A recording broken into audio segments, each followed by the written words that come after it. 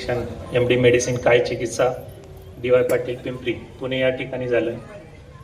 गेले 8 वर्ष मी lifeline hospital Pandharpur या ठिकाणी कार्यरत होतो. आज 4 तारखेपासून 4 जानेवारी 2026 या दिवसापासून बेलदार hospital ICU and paediatric critical care या नवीन हॉस्पिटलचा शुभारंभ करत आहे. आजच्या या आपल्या हॉस्पिटलच्या कार्यक्रमाचे मेन शुभ हस्ते माननीय आमदार समाधानदादा अवताडे, माननीय श्री संजयजी Deshmukh sir, radiologist Lifeline hospital यांच्या हस्ते आपल्या हे पार पडत आहे. आणि बाकी सर्व इतर मान्यवर आणि आमच्या नूतन नगराध्यक्षा अभि अवताडे या सर्वांचं, त्याचबरोबर जे प्रमुख पाहुणे आहेत आमचे, या सर्वांचं या ठिकाणी बेलदार परिवाराकडून सहर्ष स्वागत आहे. आपल्या हॉस्पिटलमध्ये ज्या काही सुविधा उपलब्ध होणार आहेत त्याविषयी मी थोडक्यात वर्णन करतो. आपलं हॉस्पिटल हे 30 बेडसह सुसज्ज आणि अद्ययावत असं हॉस्पिटल आहे. यामध्ये 24 तास एमर्जन्सी विभाग, कॅज्युअल्टी विभाग असतो तो आहे. सुसज्ज OPD आणि आंतररुग्ण विभाग याची सुविधा आपल्याकडे आहे. तसेच स्त्री पुरुष व लहान मुलांचे स्वतंत्र आंतररुग्ण विभाग आहे. तसेच सुसज्ज अतिदक्षता विभाग, अडल्ट ICU, पेडॅट्रिक ICU आणि जे जन्मलेले बाळ असतात, जन्मलेल्या बाळापासून 1 महिन्यापर्यंतचे त्याला NICU म्हणतो आपण, याची सुविधा आपण या ठिकाणी उपलब्ध करून दिलेली आहे. त्याचबरोबर सुसज्ज असं शस्त्रक्रिया विभाग हे सुद्धा आपण या ठिकाणी चालू केलेला आहे.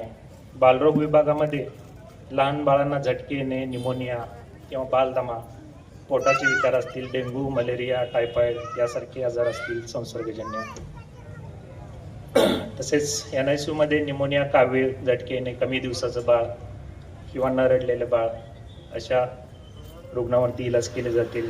मेडिसिन विभागामध्ये हृदयरोग, डायबिटीज, रक्तदाब, थायरॉईडचे आजार, मेंदूचे विकार, पोट विकार, लिव्हरचे विकार, दमा व फुफ्फुसाचे रोग, सर्पदंश, विषबाधा, किडनीचे आजार, मूत्रमार्गाचे आजार.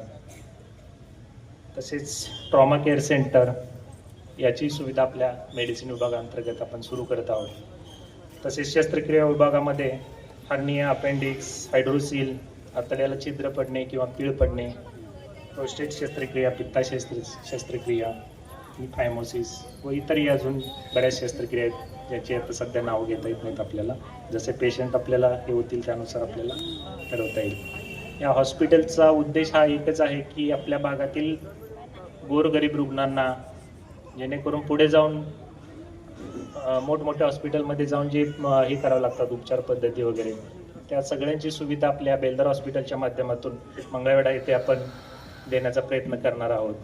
खरं तर बेलदार कुटुंब हे आजपर्यंत शेती, राजकारण, समाजकारण इथंपर्यंतच मर्यादित होतं, पण आजपासून एका नवीन वैद्यकीय क्षेत्रात आमचं कुटुंब हे पाऊल टाकत आहे. त्याच्यासाठी सर्वांचं सहकार्य हे खूप मोलाचं आहे.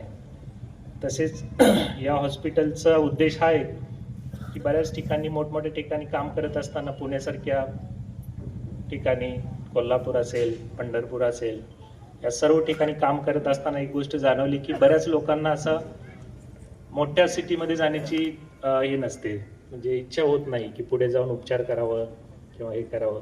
त्याचाच एक सारांश घेऊन आपण एक बेलदार हॉस्पिटल मंगळवेढा येथे सुरू करत आहोत, जेणेकरून सर्व रुग्णांना इथे उपचार आपल्याला सुविधा देता येतील.